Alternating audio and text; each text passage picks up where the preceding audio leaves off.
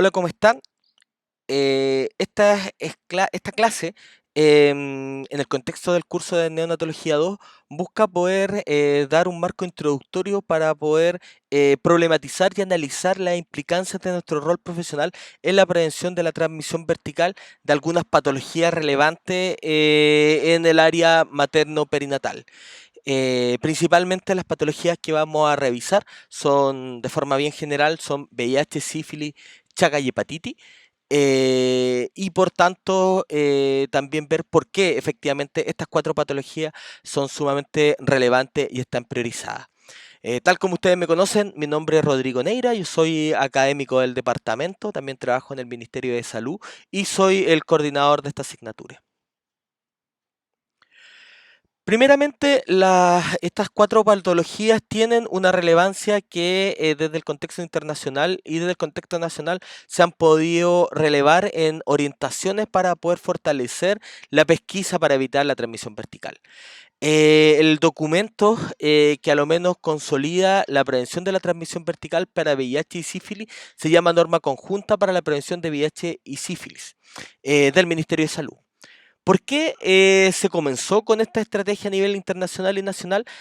Principalmente porque estas dos patologías, si son pesquisadas y son tratadas, la probabilidad de disminución de casos en el recién nacido baja notablemente.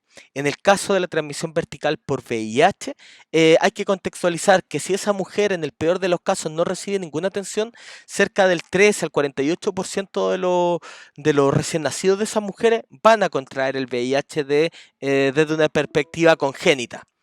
Adicionalmente de esto, dependiendo en la etapa de la sífilis, pasa exactamente lo mismo. Podría variar entre un 75 a un 95% o un 10 a un 35%. Sin embargo, si es que efectivamente nosotros podemos prevenir y poder tratar, dependiendo cada uno de los contextos que hay para cada una de las patologías, el, lo que podemos hacer es poder reducir, por ejemplo, en el caso del VIH, la probabilidad de tener un caso menos de un 2%, y en el caso de la sífilis, si esta se pesquisa y se trata, tiene una efectividad en su curación del 100%. En el caso de la hepatitis y en el caso de Chagas también existen documentos que hablan de forma general de la patología y hacen un acápite respecto a la transmisión vertical en los marcos normativos nacionales. Si hacemos esta misma comparación con la transmisión vertical de hepatitis, si una mujer no tiene ninguna intervención preventiva, aproximadamente el 90% de las mujeres que tienen hepatitis B durante su embarazo se lo van a transmitir a su hijo. Sin embargo, si tomamos medidas preventivas, esto va a disminuir cerca del 5 al 10%. En el caso del Chagas es similar y el problema del Chagas particularmente es que en Chile existe una región o existe un territorio endémico, no obstante esto se ha ido diversificando, pero particularmente el gran porcentaje, cerca del 80% de las personas que tienen Chaga, ya sea en su fase aguda o en su fase crónica, son asintomáticos, por tanto la gente no tiene una mirada de riesgo con la patología. Sin embargo, sí existe un porcentaje que se ha empezado a visibilizar de casos que son por infección congénita y ellos son cercanos al 8,4%. El punto relevante es que si la gente supiera que tiene Chagas y pesquisamos a los casos, potencialmente durante el primer año de vida nosotros vamos a tener una probabilidad de erradicar esa patología y poder curar la patología en estos niños en un porcentaje también de un 100%. Es por eso, teniendo que efectivamente la evidencia científica sustenta en estas cuatro patologías que existe una estrategia sólida de tamizaje, que adicionalmente tenemos los tratamientos para disminuir a niveles o tasa muy baja su transmisión vertical, es que la Organización Mundial de la Salud, desde un marco de derechos humanos, de participación ciudadana y de igualdad de género, plantea una estrategia global que toma estas 4 patologías. Esta estrategia se llama la estrategia para la eliminación de la transmisión materno-infantil de estas 4 patologías, o EMTI+, y tiene como objetivos de impacto los que están aquí en el lado derecho, que son disminuir el número de casos de sífilis congénito de menos de 0,5 casos por 1000 nacidos vivos, disminuir la infección por VIH a tasas de menos del 2%, disminuir la prevalencia de la positividad de hepatitis B a menos de 0,1% en los menores de 4 a 6 años, y de enfermedad de Chagas tratar de lograr la curación en al menos el 90% de los casos. Es por esto que es sumamente relevante conocer esta estrategia, que está publicada por la Organización Mundial de la Salud desde el año 2017. Acá también, en este esquema que lo pueden mirar en profundidad, están las principales estrategias y objetivos que están de forma específica para cada uno de ellos, y también los pilares que lo sustentan. De forma general también, en cada una de las etapas desde el proceso reproductivo existen estrategias que son coadyuvantes para las 4 patologías. Sin embargo, hay algunos elementos que son específicos para cada una de ellas y que quizás son los que voy a relevar en estas diapositivas. Lo primero que en MT Plus plantea que efectivamente, de forma muy general, lo que tenemos que tratar de generar es un acceso temprano al control prenatal y un control prenatal consistente. Recordar que el control prenatal, la antigua orientación nos decía que teníamos que tener como mínimo 4 controles prenatales, y las últimas recomendaciones, que son del año 2017-2018, para una experiencia positiva durante el proceso reproductivo, es que tengamos como mínimo 8 controles prenatales. Tal vez aquí, ¿cuál es la principal estrategia? Es poder hacer el tamizaje de estas patologías independientemente si es que tiene factores de riesgo o no. ¿Cuáles son? ¿En qué monito se deberían realizar los tamizajes para el VIH, la sífilis, el Chagas y la hepatitis B? Es algo que ustedes tienen que tratar de mirar, porque probablemente lo vamos a mirar en alguno de los casos clínicos. No obstante, es importante mencionarles que recién ahora, durante este año, y esperamos que ya se establezca para el próximo año, el último de las patologías que tenía que tener un mecanismo de financiamiento para que la red pública, todas las personas pudieran acceder al tamizaje, es la hepatitis B. En el periodo perinatal, quizás de las que son más relevantes, y esto ya está instaurado antes y que tiene un rol nosotros en la atención inmediata, es con la hepatitis B, que es la colocación de la vacuna y también de la inmunoglobulina cuando corresponda. Quizás eso es lo más distintivo dentro de las acciones, y claramente existe un protocolo que lo tienen que revisar para la profilaxis en el momento del parto, en el contexto de VIH. Y ese elemento creo que también es relevante que lo puedan conocer. Tal vez en el periodo postnatal materno, de forma general y como conclusión, y también el postnatal materno y el postnatal del lactante, son los elementos de seguimiento que debiesen existir para poder tratar y ver las consecuencias que puedan haber.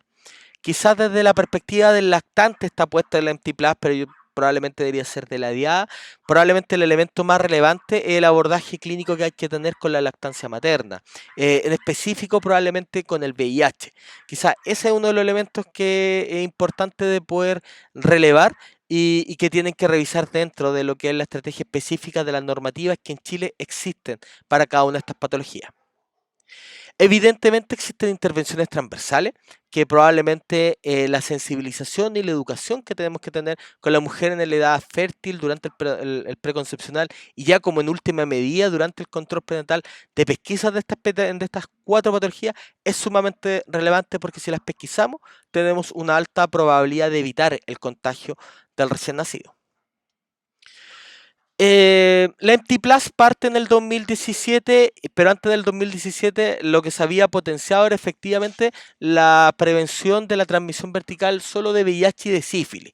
Y es por eso que el informe de estado de avance plantea que los países que lograron certificar la eliminación de la transmisión vertical en América Latina y el Caribe son los que están al lado izquierdo, y en el lado derecho los que estuvieron a punto. Y en esa parte estuvimos nosotros, que principalmente lo que no pudimos certificar fue por medio de que Chile tiene un sistema de vigilancia que sabemos cuáles son los casos que nosotros tenemos, pero no tenemos una base de datos con cada uno de los datos de la gestante que les tomamos los exámenes y que eran negativos. Por tanto, probablemente más que porque no se cumplan los protocolos, el problema para poder llegar a certificar internacionalmente que habíamos podido eliminar la transmisión vertical de sífilis y VIH fue por las falencias que tenemos en los sistemas de información. Y además, si lo miran también de una forma más general, principalmente fueron países muy pequeñitos y tal vez Cuba es el único que es distinto, pero lugares muy pequeños en donde sí podían hacer una trazabilidad, que esto de tener una información nominal con cada uno de los datos para poder decir qué mujeres sí tuvieron transmisión vertical y cuáles no. Tal vez como Empty Plus recién parte desde o se intenciona en el 2017, acá hay algunos datos interesantes para cada uno de los países respecto a algunas intervenciones en Chagas y en hepatitis B. Y los datos que plantean de enfermedad de Chagas es que de una u otra forma también paulatinamente hemos mejorado y ahora los datos son mucho mejores respecto, por ejemplo, al tamizaje de la enfermedad de Chagas en las embarazadas, que en ese periodo en nuestro país era de un 55% potenciado en lo que son las zonas endémicas. Ahí, ¿cuáles son las zonas endémicas? Ustedes probablemente saben y lo tendrían que tener súper claro para los seminarios que vienen y claramente eso se prioriza respecto a nuestro trabajo. Claramente, ¿cuáles son probablemente los recién nacidos que tienen un tratamiento adecuado? Y ahí es donde tenemos el gran tarea, es cercano a un 30%. Y como lo vieron en Antiplas, lo que nosotros buscamos es que al año de vida los niños tengan que tener un tratamiento adecuado a lo menos de un 90%. Finalmente, acá tenemos los datos respecto a porcentaje de coberturas de hepatitis. Nosotros el 2017 también ya estaba implementado lo que era hepatitis B y logramos efectivamente por el sistema o el Programa Nacional de Inmunizaciones una tasa, un porcentaje de cobertura sumamente alta de un 93%.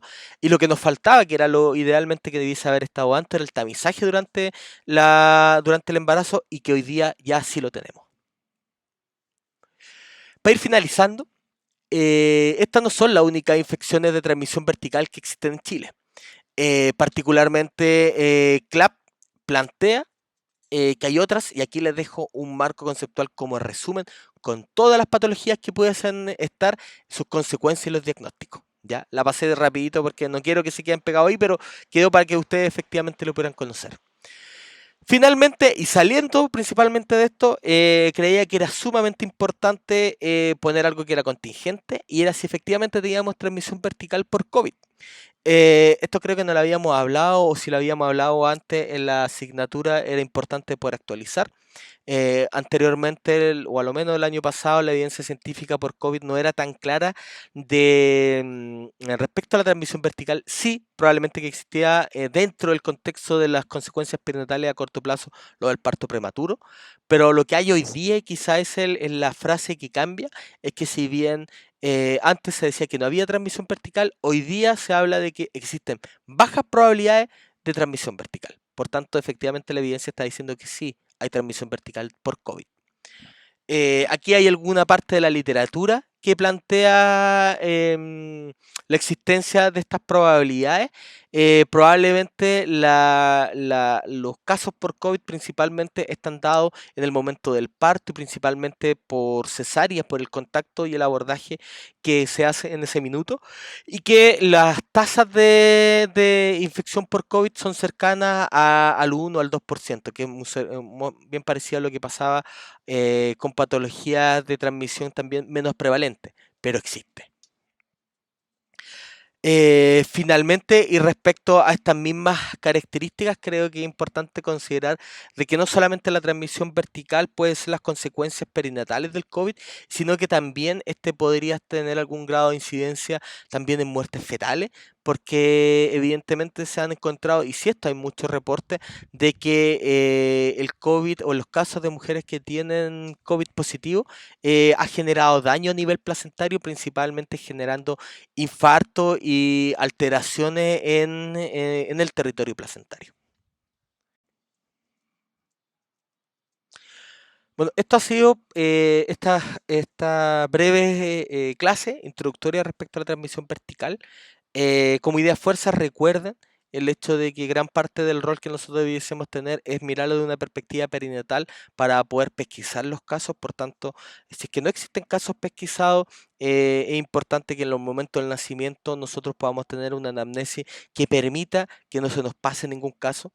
Recordar que en algunos casos de esto existen protocolos particulares en el momento del parto que tenemos que tomar medidas urgentes, por ejemplo, en casos que sepamos en ese minuto que pueda haber un serotipo positivo para algunos casos de estas patologías, y claramente los elementos de seguimiento y tratamiento a posterior es sumamente relevante para la continuidad de la atención de la diada.